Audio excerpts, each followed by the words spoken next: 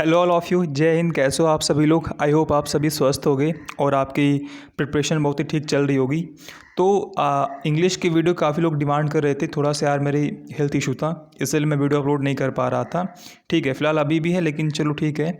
हम बात करेंगे आज इंग्लिश की, और जो बता रहा हूँ मैं, अगर आप इतना फॉलो कर लोगे तो मेरे हिसाब से आप इजीली 20+ तक पहुँच सकते हो। ठीक है यार, देखो जहाँ तक है आपकी नेवी के एग्ज़ाम में 4 सेक्शन होते हैं, और इन चारों में जो सबसे ईजी होता है मेरे हिसाब से वो इंग्लिश ही पढ़ता है। ठीक है, देखो जीके जीएस भी आसान होता है, लेकिन अगर आप थोड़ा ढंग से इंग्लिश पढ़ लोगे ना तो आप बोलोगे जीके जीएस से आसान हमें इंग्लिश पड़ता है। और निगेटिव मार्किंग है नहीं, तो आप 25 में से पूरे 25 क्वेश्चन अटेम्प्ट करोगे। और अगर जो बचे के दिन है, मान लो अभी तक आपने ग्रामर नहीं पढ़ा, इंग्लिश नहीं पढ़ा, लेकिन जो आपके पास बचे के दिन है, अगर आप इनमें भी फोकस करते हो तो भी मेरे हिसाब से आप सबसे अच्छा स्कोर इंग्लिश में गेन कर सकते हो। ठीक है यार, नेवी की इंग्लिश ईजी आती है एयरफोर्स कंपैरिजन में, तो मैं सब कुछ आपको बताऊंगा कंपेयर करके भी, और जो कुछ भी रहता है। ठीक है, बस आप कंप्लीट वॉच करना। वीडियो लंबी लगे तो आप वीडियो की स्पीड बढ़ा लेना, ताकि आप इसे जल्दी देख पाओ। बाकी मैं बोलूँगा यार, इन्फॉर्मेटिव वीडियो है, एजुकेशनल वीडियो है, इसे देख लेना, ये आपके लिए काफ़ी हेल्प करने वाली है। ठीक है, अगर हम स्टार्ट करें तो सबसे पहले हम समझते हैं आपके पेपर पैटर्न। क्या आपके पेपर पैटर्न क्या रहता है? देखो, जो आपका नेवी का एग्जाम होता है, इसमें आपके पूरे 25 क्वेश्चन आता है, आप सभी को पता है। तो जो इसका एक पेपर पैटर्न होता है, ये लगभग फिक्स होता है। जैसे आपका एयरफोर्स का पेपर पैटर्न फिक्स होता है, वैसे ही इनका भी पेपर पैटर्न बिल्कुल फिक्स होता है। मतलब कि हर बार लगभग ऐसा ही पेपर देखने को मिलता है, और ये अपना जो पैटर्न है इसको रिपीट करते रहते हैं। तो समझते हैं इनका पैटर्न क्या रहता है।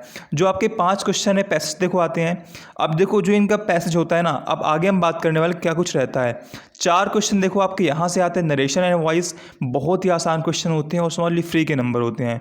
लेकिन हाँ, ये बोलूँगा यार, 4 में से 3 क्वेश्चन आपके आसान रहते हैं और एक क्वेश्चन थोड़ा आपको ढंग का मिल जाता है। तो इसके बाद आगे करेंगे।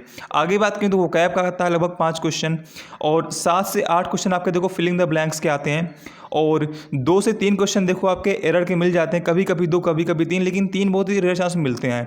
मैक्सिमम 2 क्वेश्चन ही आते हैं इनके एरर के। अब काफ़ी लोग जब एग्ज़ाम्स ऑनलाइन हो रहे थे और जब एग्ज़ाम ऑफलाइन हुए, तब भी काफ़ी लोग ने ऐसा भी बताया कि हमारे में एरर काफ़ी ज़्यादा थे, हमारे में कम से कम 5-6 एरर थे और फिलर 4-5 ही थे। तो देखो यार, ऐसा बहुत ही रेयर चांस में होता है कि आपके फिलिंग द ब्लैंक्स बहुत ही कम आएँ और आपके जो एरर हैं वो बहुत ही अधिक आएँ। ठीक है, जो नेवी के मैक्सिमम सेट बनते हैं, मैक्सिमम जो आपके एग्ज़ाम्स हुए हैं, उनमें हमने यही पाया है कि जो आपके एरर होते हैं मुश्किल से 2 आते हैं, 2 से ज़्यादा आपके यहाँ 3 आए, 3 से अधिक बहुत ही रेयर चांस में आते हैं, और 3 भी बहुत ही रेयर चांस में आते हैं। ठीक है, और जो आपके फिल इन द ब्लैंक्स होते हैं कम से कम 6, 7, 8 तक रहते हैं। तो फिल इन द ब्लैंक्स की बात करें कि कैसे आप इन्हें तैयार कर सकते हो और कैसे आप इसमें अच्छा स्कोर कर सकते हो। और बचे कुछ क्वेश्चन आप कुछ और टॉपिक से आते हैं जो मैं अभी आपको आगे बता दूंगा। ठीक है यार, अगर देखो हम बात करें आपका कि जो पैसेज आप कैसा रहे, देखो जो आपका पैसेज है, अगर आप पैसेज वहाँ पर एग्जाम में देखोगे तो शायद आप देखकर डर जाओ अगर आपने कभी पैसेज की प्रैक्टिस नहीं की है तो। लेकिन विश्वास करो, जो इनका पैसेज आता है काफ़ी आसान होता है एयरफोर्स कंपैरिजन में।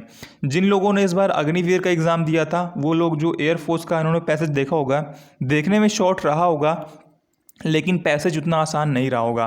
क्योंकि एयरफोर्स के पैसेज में क्या होता है, पहले आपको उसे पढ़ना होता है, फिर उसको समझना होता है, फिर जो आपके क्वेश्चंस होते हैं उनको समझना होता है, और फिर जो आपको आंसर उसे फाइंड करना होता है। ठीक है, यानी कि जो आपके आंसर होता है, 4 क्वेश्चन आते हैं उसमें, 4 में से आपको शायद एक का डायरेक्टली मिल जाए पैसेज, बाकी जो 3 क्वेश्चन होते हैं उसे आपको समझ कर ही करना पड़ता है। ठीक है, लेकिन नेवी का पैसेज ऐसा नहीं होता है। अब देखो, कभी कभी एयरफोर्स का भी आसान आ जाता है, वो बात अलग है। देखो इनके में क्या होता है ना, कि जो इनका पैसेज काफ़ी बड़ा होता है। ठीक है, देखोगे आप वहाँ पर ऑफलाइन एग्जाम में तो शायद आपको काफ़ी बड़ा लगे, लेकिन अगर आप उसको पढ़ोगे तो उसकी लैंग्वेज काफ़ी आसान आपको मिल सकती है, और जो क्वेश्चन होते हैं उसके जो आंसर्स होते हैं वो डायरेक्टली पैसेज में छिपे होते हैं। तो इस हिसाब से जो इनका पैसेज होता है काफ़ी ईजी होता है। तो मैं तो रिकमेंड करूँगा यार कि पैसेज की आप थोड़ी प्रैक्टिस कर लो। ठीक है, क्योंकि पैसेज क्या है ना, आपके लिए स्कोरिंग है, और 5 क्वेश्चन आते हैं, 5 में से 4 तो आपके डायरेक्टली मिल जाएंगे पैसेज में, और शायद आपका एक आध क्वेश्चन इसमें वोकैब का बन जाए, क्योंकि देखो वोकैब का क्वेश्चन काफ़ी बनता है आजकल पैसेज में।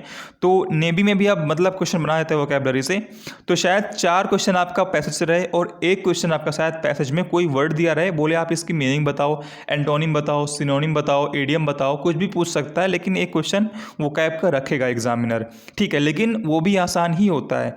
तो अल्टीमेटली मैं कहने का प्रयास ये कर रहा हूँ कि जो पैसेज होता है देखने में लेंदी होता है, देखने में बड़ा होता है, लेकिन पैसेज काफ़ी आसान होता है और यहाँ से आप स्कोर कर सकते हो। 5 में से आप एटलीस्ट 4 तो यार बहुत ही ईजिली सही कर सकते हो, ठीक है। और आप थोड़ा एफर्ट डाल दोगे तो आप 5 सही कर लोगे, ठीक है। इनका पैसेज ऐसा रहता है जैसे आप मान लो पढ़ा, आपने क्वेश्चन पढ़ा, आपको डायरेक्टली वहाँ से आंसर मिल जाएगा। इनका पैसेज ऐसे रहता है, ठीक है। तो प्रयास करना कि आप इसकी थोड़ी प्रैक्टिस कर लो। और अगर आपके पास कोई कंटेंट अवेलेबल नहीं है तो आप टेक्स्ट बुक देख सकते हो, उस पर आपको देखो अवेलेबल है। इसके अलावा आप यूट्यूब पर मत सर्च करना, आप गूगल पर सर्च कर लो कि पैसेज की प्रैक्टिस करनी है, तो आपको कुछ PDF मिल जाएंगे।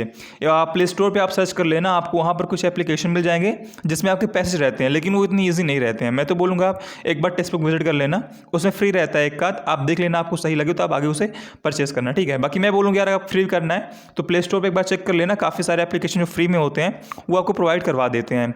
मैं चलो ट्राई करता हूँ यार, अगर हो सकेगा तो मैं भी आपको PDF प्रोवाइड करवा दूंगा। बाकी आप प्रयास करना कि आप खुद से करो, आपके लिए ज़्यादा बेनिफिशियल रहेगा, ठीक है। अगर हम आगे बात करें नरेशन और वॉइस, देखो यार 4 क्वेश्चन यहाँ से आते हैं और समझ लो यार बहुत ही इजी क्वेश्चन होते हैं, ठीक है। नरेशन वॉइस जिसने ग्रामर थोड़ी बहुत पढ़ रखी उसे पता है कि इंग्लिश का जो ईजीएस्ट टॉपिक है वो नरेशन वॉइस ही होता है, अगर एक बार ढंग से पढ़ लिया गया तो, ठीक है यार। अब देखो 4 क्वेश्चन आपके फिक्स से आते ही आते हैं। सोचो 20 क्वेश्चन में से 4 क्वेश्चन आपके नरेशन वॉइस से आते हैं, मतलब कि आपका 2 आता है नरेशन, आपका 2 आता है वॉइस, ठीक है यार। लेकिन देखो होता क्या ना, जैसे आपके 4 क्वेश्चन आएंगे, अब 4 में से आपको 3 तो ईजी मिल जाएंगे, लेकिन एक का क्वेश्चन आपको थोड़ा अच्छा मिल सकता है। अच्छा मतलब जैसे आप ट्रिकी बोल सकते हो, जैसे मान आपका जो क्वेश्चन केवल इतना बड़ा है, ठीक है, केवल इतना बड़ा है, मतलब कि केवल 5-6 वर्ड्स का है, जिसमें मतलब पूरे क्वेश्चन में सिर्फ 5-6 वर्ड्स हैं, लेकिन क्वेश्चन थोड़ा आपका अच्छा है तो वो देखने में आसान लगता है लेकिन अच्छा क्वेश्चन होता है। जैसे आपके वॉइस में इंपेरेटिव हो गया, सो नरेशन में आपके देखो इंपेरेटिव वाले हो गए, ठीक है यार। तो जो आपके टॉपिक्स होते हैं ना, आपके 3 तो ईजी मिल जाएंगे, लेकिन एक आध क्वेश्चन आपको कठिन मिल जाता है नरेशन में भी। तो आप नरेशन वॉइस में जो आपकी थोड़ा वैसे वाले क्वेश्चन होते हैं जिसको आप करने में थोड़ी कठिनाई होती है, आप थोड़ा उन्हें पढ़ लेना। जैसे मान लो आपके जो फिक्स प्रीपोजिशन होते हैं वो मतलब नरेशन में आते ही आते हैं, वॉइस में आते ही आते हैं, ठीक है यार। तो जो कुछ टॉपिक्स हैं अगर आप नरेशन वाइज डीप में पढ़ोगे तो आपको पता चल जाए कि यहाँ पर यार मतलब क्या है जो हमें फंसा सकता है। जैसे लेट वाले क्वेश्चन आपके होते हैं, ये थोड़े अच्छे होते हैं, ठीक है यार। तो थोड़ा सा पढ़ लेना एक बार। बाकी नरेशन वाइज 3 क्वेश्चन तो आप इजीली कर लोगे अगर आप थोड़ा ढंग से पढ़ लोगे तो। बाकी एक क्वेश्चन है जो थोड़ा आप ढंग से पढ़ लोगे आप वो भी कर लोगे। 3 क्वेश्चन तो मैं कहता हूँ बहुत ईजिली आप कर लोगे। खासकर वॉइस तो बहुत ही आसान पड़ेगा आपको, नरेशन भी आपको बहुत ही आसान पड़ेगा अगर आप थोड़ा ढंग से पढ़ लोगे तो। टीचर के पीछे मत भागना, मैं बोलूँगा यार आप कोई बुक उठा लो, खासकर अगर आपके पास नीतू मैम वाली बुक हो तो आप उसे उठा लो, उसे पढ़ लेना, आपका हो जाएगा। लूसेंट जो एयरफोर्स की आती है उसे मत पढ़ना, वो आपको काफ़ी कॉम्प्लिकेटेड बना देगी, ठीक है यार। तो नरेशन वाइज 4 क्वेश्चन आते हैं, काफ़ी आसान होता है, आप इसे इजीली कर सकते हो अगर आप थोड़ा भी पढ़ लोगे तो, ठीक है। अगर देखो हम आगे बढ़ें तो वोकैबुलरी देखो, जो हर एग्ज़ाम में अब इंग्लिश का जितने आपके एग्ज़ाम होते हैं, चाहे आपका बैंकिंग हो, चाहे आपका SSC हो, चाहे आपका डिफेंस एग्ज़ाम हो, कोई भी एग्ज़ाम हो, इंग्लिश में वोकैबुलरी सबसे बड़ा रोल निभाता है। और लड़के यार वोकैबुलरी नहीं पढ़ते हैं, ठीक है। वोकैब सिर्फ पढ़ना नहीं होता है, वोकैब की प्रैक्टिस भी करनी होती है। हमें देखना होता है कि हमारे कितने क्वेश्चन बन रहे हैं, हम कितने क्वेश्चन कर पा रहे हैं अभी, ठीक है यार। वोकैबुलरी की बात करें तो 5 मैंने मिनिमम रखा है, कभी कभी ये 5 से 6 भी पूछ लेता है। काफ़ी लोग एग्ज़ाम दिए भी होंगे जो अपने चैनल पर हैं, तो आप कमेंट कर सकते हो कि अभी मतलब आपके हिसाब से कितने क्वेश्चन आते हैं। बाकी 5 क्वेश्चन मिनिमम आते ही आते हैं, ठीक है। कभी कभी 6 क्वेश्चन भी बन जाते हैं, ठीक है यार। अगर बात करें इडियम फ्रेज और वन वर्ड, देखो इसमें क्या, देखो जो बाकी एग्जाम होते हैं ना वहाँ पर इडियम फ्रेज का इंपॉर्टेंस थोड़ा कम रहता है, लेकिन नेवी के एग्जाम में इडियम फ्रेज का इंपॉर्टेंस काफ़ी ज़्यादा रहता है। इडियम कम से कम एक तो आपका आता ही आता है और आपके 2 इडियम भी पूछ लिए जाते हैं, और कभी कभी इसी इडियम को 1 कर दिया और आपका वन वर्ड 2 कर दिया, ठीक है। 3 एंटोनिम्स आपके देखो मिनिमम आते हैं, कभी कभी आपसे 2 एंटोनिम 1 सिनोनिम पूछ लेगा, या तो आपसे 1 सिनोनिम 2 सिनोनिम 1 एंटोनिम पूछ लेगा।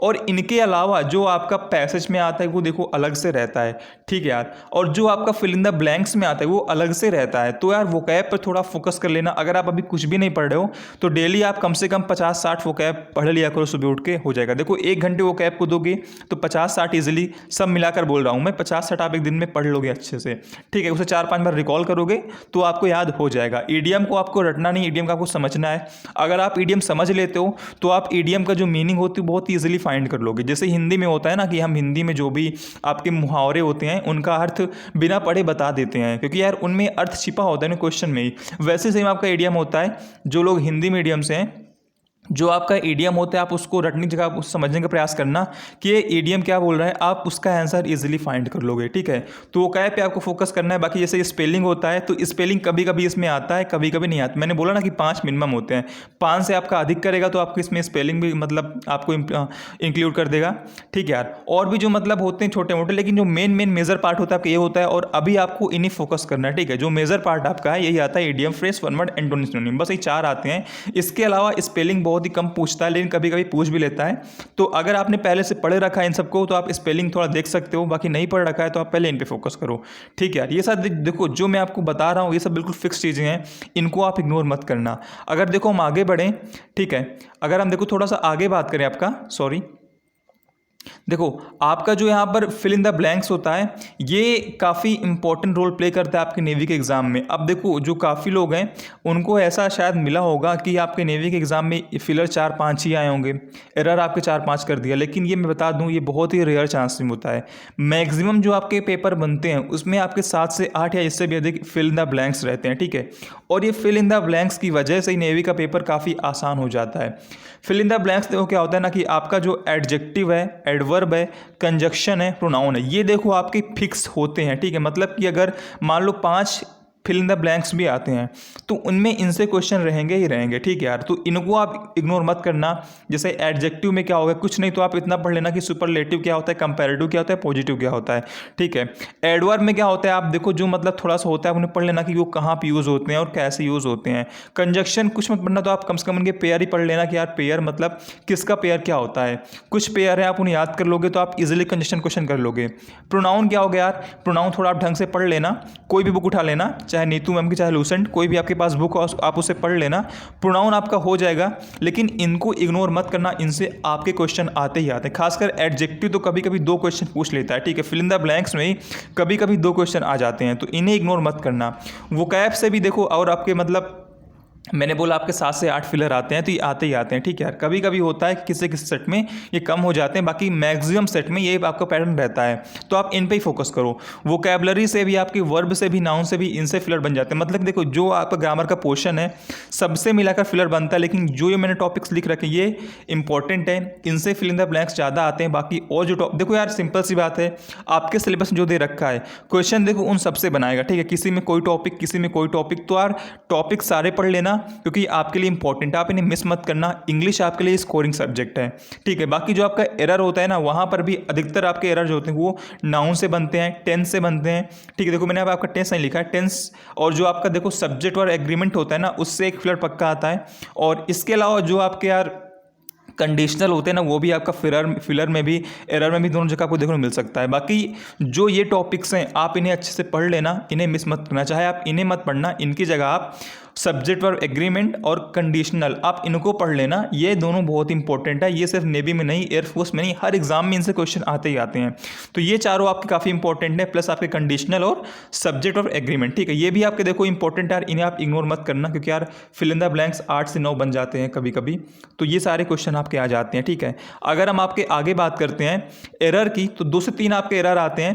ठीक है, 2-3 एरर में क्या होता है ना आपका, इसमें आपका देखो यार कभी कभी जो आपका एरर कभी कभी टेंस से बनता है, और कभी कभी आपके एरर इसमें देखो बन जाते हैं नाउन से भी बन जाते हैं। मतलब जैसे कैटल दे दिया, शीप दे दिया, इनका के वर्ब कौन सी यूज़ करेगा। ठीक है, तो जो आपका ग्रामर का पोर्शन होता है अगर आप पूरा पोर्शन कवर कर लोगे और आप थोड़ी बहुत भी प्रैक्टिस कर लोगे ना तो आप एरर कर लोगे। ठीक है, देखो एरर क्या होता है यार, कभी कभी समझ में नहीं आता है, लेकिन अगर आप थोड़ी प्रैक्टिस किए रहोगे तो आप एरर कर लोगे। ठीक है यार, एरर देखो मैक्सिमम 2 एरर ही आते हैं, लेकिन काफ़ी लोगों ने बोला यार कि हमारे सेट में आते हैं इसलिए मैंने इसको 3 भी लिख दिया, लेकिन मैक्सिमम जो मैंने सेट देखे हैं उसमें 2 एरर ही आते हैं। ठीक है यार, तो एरर पे आप चाहे उतने फोकस मत करना, लेकिन जो आपका फिल इन द ब्लैंक्स है उस पर आप अधिक से अधिक फोकस करना। आपके फिल इन द ब्लैंक्स ज़्यादा आते हैं, एरर आपके बहुत ही कम आते हैं, लेकिन अगर आप fill in the blanks cover कर लोगे तो आप इन्हें भी कर लोगे। इनके अलावा कभी कभी जैसे जो सेंटेंस इंप्रूवमेंट होती है वो भी कभी कभी एक आध क्वेश्चन बन जाता है, लेकिन बहुत ही कम बनता है। क्योंकि देखो यार पेपर आपका ऑफलाइन है तो ये बहुत ही सही इंप्रूव नहीं करने वाले हैं। पेपर का जो आपका सेट है लगभग वैसा ही रहने वाला जो जैसे मतलब लास्ट टाइम आ रहा था। ठीक है, ऑनलाइन एग्जाम की बात अलग होती है, वहाँ पर थोड़ा इंप्रूव करते रहते हैं, लेकिन ऑफलाइन एग्जाम में लगभग वैसे ही सेम छाप देते हैं, बस क्वेश्चन आपके अलग रहते हैं। ठीक है, तो आपके देखो एरर हो गए। एरर के बाद देखो हम बात करें ना अदर्स में, इसमें देखो पंक्चुएशन एक क्वेश्चन डेफिनेटली आता है, इसको आप पढ़ लेना। पंक्चुएशन क्या होता है ना, कहाँ पे कॉमा है, कहाँ पे सेमीकोलन आएगा, कहाँ पे क्वेश्चन मार्क आएगा, ये भी सभी मतलब का पंक्चुएशन होता है। तो इसको आप पढ़ लेना। अभी आपको लग रहा होगा कि यार मतलब जिसे नहीं पढ़ा उसे लग रहा होगा कि मतलब ये तो ईजी होता है, लेकिन ईजी नहीं होता है, ये क्वेश्चन आपको फंसा देगा, ठीक है। तो ये पंक्चुएशन होता है, और भी यार एक दो क्वेश्चन यहाँ वहाँ से बन जाते हैं। बाकी मोटा मोटा मैं बोलूँगा कि आप वोकैब पे थोड़ा फोकस कर लो, और जो ग्रामर के टॉपिक्स होते हैं ना, आप उन्हें अगर नॉर्मल भी पढ़ लोगे ना और थोड़ी प्रैक्टिस कर लोगे तो आप इंग्लिश में इजीली 20 तक पहुंच जाओगे, ठीक है। पैसेज की अगर आप प्रैक्टिस नहीं भी करते हो तो आपकी वोकैब थोड़ी अच्छी होनी चाहिए। अगर आपकी वोकैब अच्छी है तो आप पैसेज सॉल्व कर लोगे, सॉरी, अगर आपकी वोकैब अच्छी है और आपने प्रैक्टिस कम करी पैसेज की, तब भी आप सॉल्व कर सकते हो।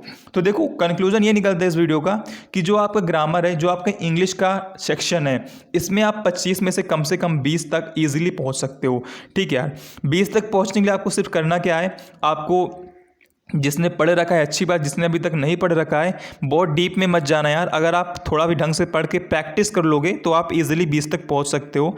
बस आपको पैसेज नरेशन वाइज इनको इग्नोर नहीं करना है। नरेशन वाइज आपको 4 नंबर दे रहा है और 5 नंबर आपको पैसेज दे रहा है, ठीक है। तो 9 नंबर ये देखो आपके यहाँ से फ्री मिल रहा है, तो आप इन्हें इग्नोर मत करना। इन्हें आप मस्ट है कि ना आप अच्छे से तैयार कर लेना। बाकी इसके अलावा जो भी आपके डाउट हो आप कमेंट कर सकते हो।